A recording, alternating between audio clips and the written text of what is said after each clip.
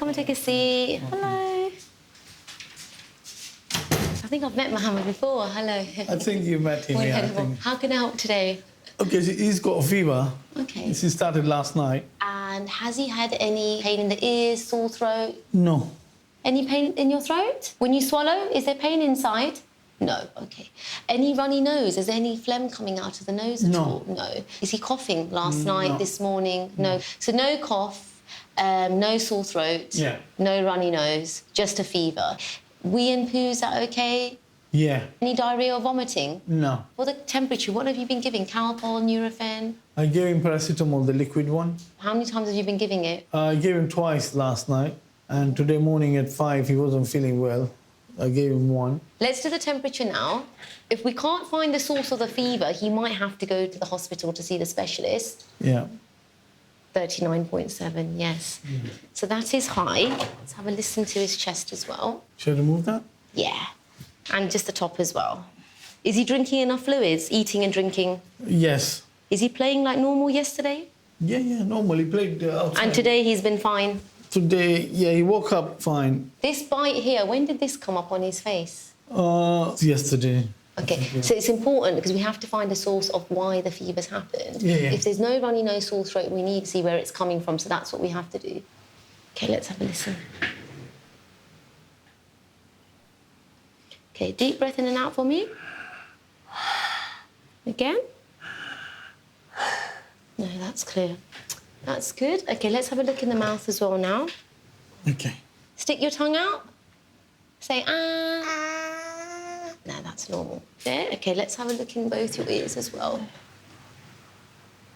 No, that's normal. Okay, let's have a look in the other ear. Mohammed's got a high temperature, nearly 40 degrees, and we don't have a source, okay? So that's a fever without finding what's going on.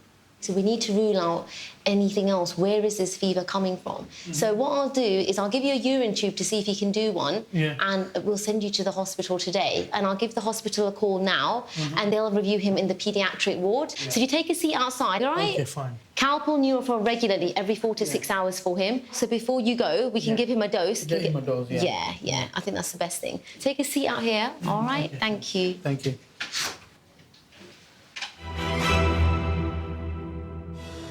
My son said to me the day before, he said, "You're having a stroke, Dad." I went, "I can't be having a stroke.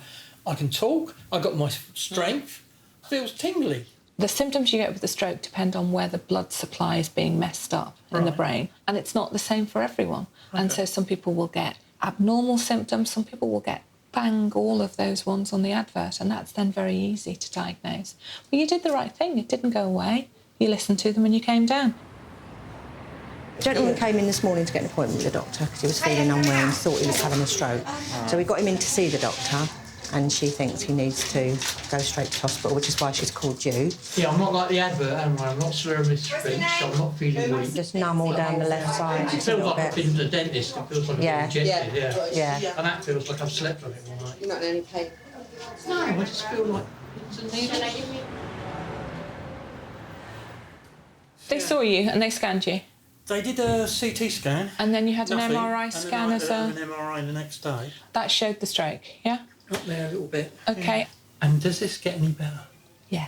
1, the damage does tend to get a little bit better. Right. And 2, your brain is very clever. So what happens is that the bits of the brain that did some of those fine movements that maybe aren't up to doing it, well, then other bits of the brain take over. Yeah, it's sort of like collateral. OK, and they wanted me today to check your blood pressure, yeah, because they were concerned about that.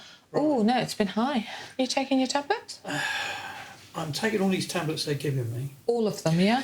All of them. But if you look at this, that's what it was yesterday morning. It was 200, and then this morning, only again before I took them, 224 over 103. An hour afterwards, 166.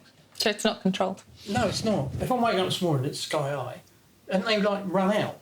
Should I maybe take one at night or something? Yeah, so there's no point in the pills reaching their use-by date at 1 o'clock in the morning when actually you're not doing anything, your blood pressure is likely to be lower than it is during the day, than it running out at 1 o'clock in the afternoon when your blood pressure is going to be up, you're going to be moving around, that's when you're more at risk. So, looking at all this little lot, perindopril, these ones here, they are the maximum dose of those, and they're good for your heart. You're just stuck on them, OK? Yeah. This is a clotting one. The amlodipine, you're on the maximum dose, so can't increase those. It's the bisoprolol that we need to increase. There's nothing else you can give me.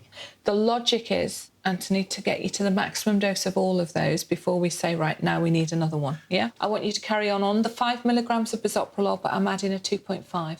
OK, and just take it in the morning. Taking it in the Can I morning. ask another question, which is probably a bit cheeky? Go on, you can try. Every time I've been 4 times, I think, or 3 times since I got back out of the hospital last week. I keep seeing different doctors and have to explain them each time what's going on. Would it be better to see one doctor? Yeah, and if you can find out a way that we can manage that, we'd be really, really grateful.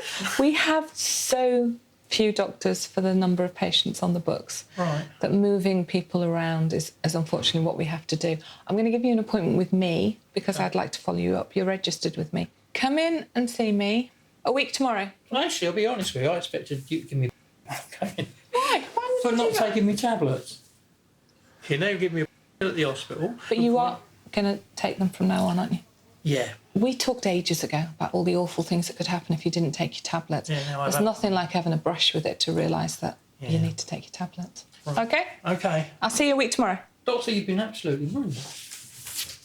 You take care, OK? OK. Thank you very much. Bye-bye. Bye-bye.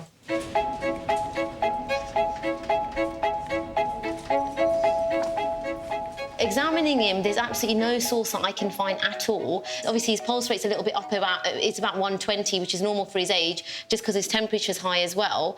Oxygen's normal, 98%. Chest is completely clear, and throat is completely normal, and so are the ears. Yeah, he hasn't got any signs of meningism. He's got a small bite on his right cheek, but there's nothing... I see. OK, lovely. And then give you a call tomorrow. All right, then I'll let the father know. Come and take a seat. So I've spoken to the doctor, one of the kind of specialist registrars at the hospital, because they said it's less than 24 hours, it only started yesterday evening. They said regular Calpol Nurofen and keep him at home and keep him hydrated and give him regular food. I'm going to make a review appointment with one of the GPs tomorrow, and they said that if it's still the case that he can go in tomorrow, but they said there's nothing to find at all. So they said that that's reassuring. The red flags we look for if we're worried are if he becomes drowsy, if he starts vomiting, if he gets pain in his neck, if he gets any rashes, any redness on the face, and if he gets any high fevers that do not come down, he has to go straight to A&E. As doctors, we do understand that A&E is under pressure. Our job is to look for these clinical signs and symptoms that potentially could be a serious condition. Those are the patients that we would refer to A&E if we suspect anything.